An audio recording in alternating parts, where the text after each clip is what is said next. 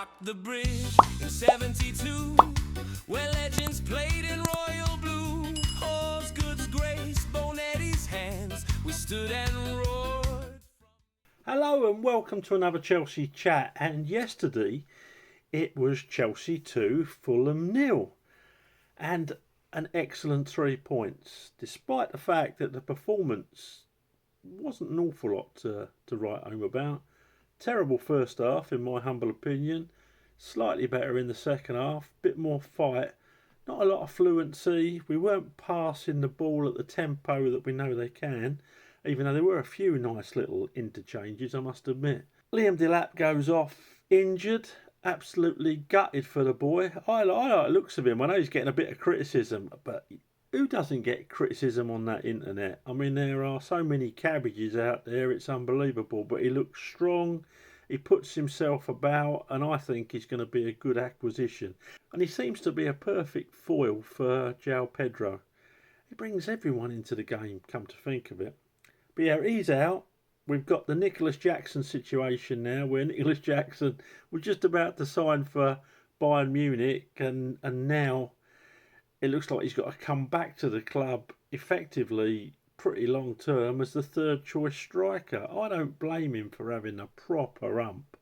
I know there's an argument for if you're a professional and a club pays your wages, just go back and do your job, but that's a hard one, isn't it? If you put yourself in this situation, I'm not going to start slating the boy, I'm really not. So yeah, yesterday 2-0, couple of goals. João Pedro scored 9 minutes into first half injury time. Good header. He can certainly put himself about, and yeah, it seems deadly with his head, doesn't he? And then we had a penalty, hotly disputed. I couldn't see why. Well, I could see why. Years ago, if you had your back, the defender turns his back and it hits the back of his arm like that, that wouldn't have been handball. It has to be deliberate handball. You've got to see where the ball's coming from and you've got to deliberately stop it. That seemed like a sensible rule, but not now. So by today's standards, that was a penalty. Then they look back to João Pedro, where someone kicks the ball at his hand there.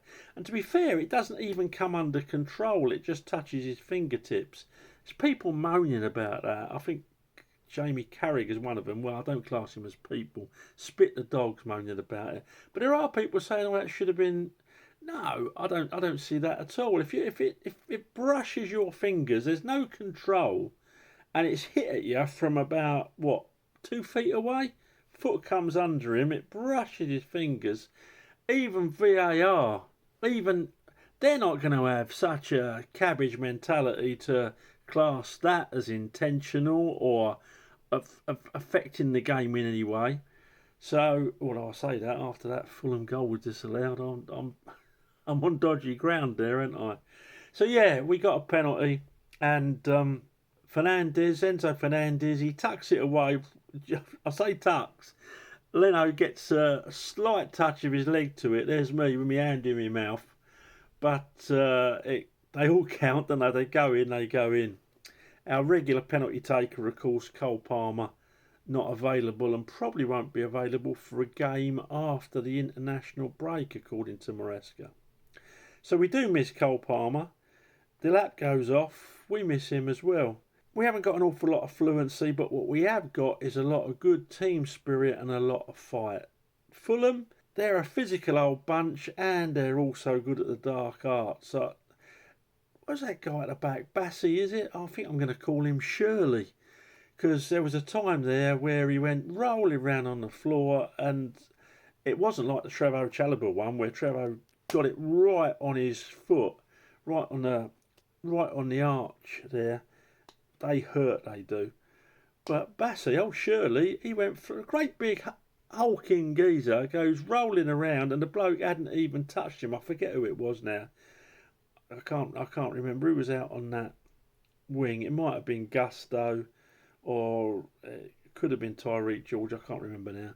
But yeah, rolling around, I thought, oh dear. Talk about everything that's wrong in the game. Shirley, he's a prime example of it. Lukic in their midfield, how the referee didn't book him in that first half, I'll never know. He was up to everything.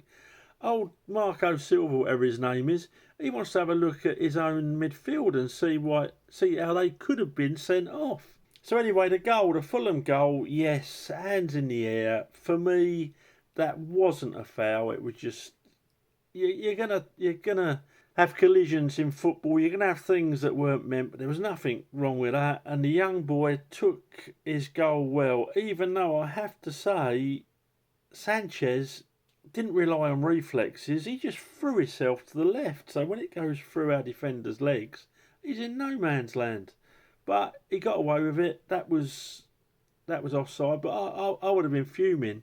I'd be having a right go at Sanchez for just diving, preempting where the ball's going to go. That's not goalkeeping, is it? You know, you can go on one foot, put a little bit of weight there, but he was gone. He was nowhere. And as soon as it went through someone's legs, either Tosin or Trevor, I'll have to watch it again.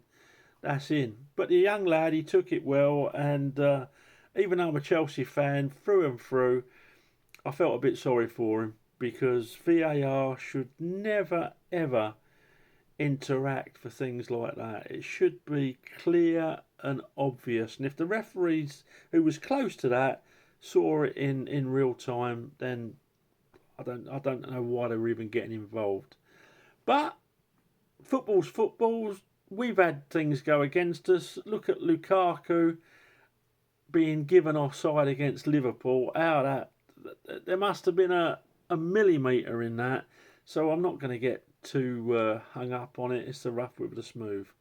The rest of the game, we huffed, we puffed, and we beat a well-organised, decent Fulham side who will cause a lot of people problems. The longer you go in the game without scoring against them, the harder it gets. And they've got a good set of substitutes as well. So yeah, I think we did well. Particularly, as I say, without Cole Palmer and now without Liam Delap. So I'm going to go straight on to the scores. Sanchez, did he make a save? No, I remember a couple of proper dodgy balls, but on the whole, some pretty good distribution. He's going to get a 6. Gusto gets a 7. Thought it was pretty good yesterday. Good defensively, good getting forward. Terrible shot that probably took one of Elon Musk's Starlinks out the equation. But a pretty good all-round game. Trevor Chalobah yesterday. Trevo, I thought was excellent, and he's going to get an 8. Tosin's going to get a 7. I thought it was pretty good. Kukureya's going to get an 8. Now, Caicedo is my personal man of the match. He gets a 9. Enzo Fernandez, yesterday, first half, I would go as far as to say he was awful. He couldn't hit a barn door. He couldn't find anyone in blue. Second half, he improved tremendously, and he scored a penalty, even if it was only just.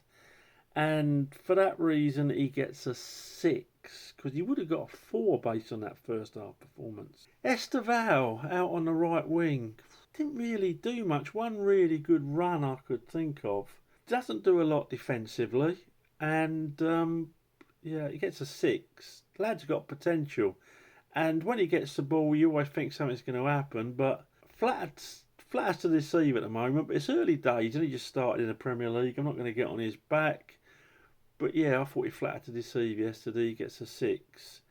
In the middle, João Pedro was absolutely excellent. 8.5. Got his goal, but cleared off the line as well. And do you know what? Puts a defensive shift in. Real hard-working lad. And you're always confident when he gets a chance in front of goal. And, I say, his head seems pretty special, particularly in these early days. Out to the left, Pedro Neto. I prefer him on the right, I've got to be honest. They interchanged and interlinked, but he came across the pitch looking for the ball, really, and not a lot was going on with Esteval. He wasn't causing them a lot of trouble at the back. Bit lightweight as well at the moment, but it will come. And Neto, yeah, always give it a good go, didn't he? Gets a 7. And up front, Liam Delap, bit unfair to score him, got injured pretty quick. I'm going to give him a 6 for the time he was on the pitch. Held the ball up well, always available, running into the channels. So yeah, pretty decent. I don't know how many scored the subs, but I'm giving Tyreek George a 7.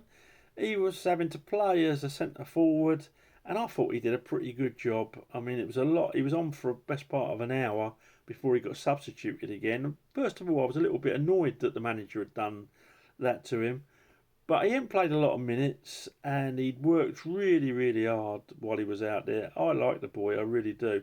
Not as a centre forward, as a winger, but I think he's got potential coming out of his ears. And Maresca, I'm going to give him a 7. Not a lot he could do, really. He got stuck with an injury during the game. When he brought players on, they did affect the game. I like old Santos when he came on. He put a good show in, didn't he?